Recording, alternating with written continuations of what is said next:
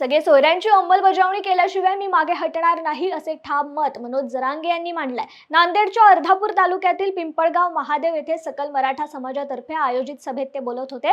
मराठा आरक्षणाच्या मागणीसाठी मराठा आंदोलनाचे नेते मनोज जरांगे पुन्हा सक्रिय झाले असून ते सध्या महाराष्ट्राच्या दौऱ्यावर आहेत।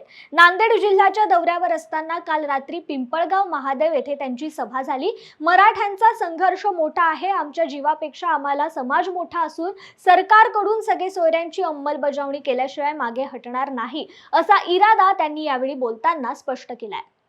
आता आम्ही 330 किलोमीटर अंतर पार करून आलो। सोलापूर पासून नांदेड पर्यंत। आता इथून पुन्हा बीड पर्यंत जायचं म्हणजे आमचा 600 पेक्षा जास्त प्रवास होता। समाजासाठी हा संघर्ष सुरू राहणार आहे। आमच्या जीवापेक्षा आम्हाला समाज मोठा आहे, म्हणून आम्ही रात्र एक करतो।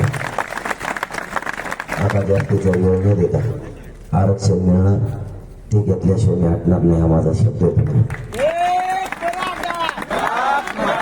जायचं या कारणानं आता थांबतो। सगळ्यांना मनापासून धन्यवाद आणि देश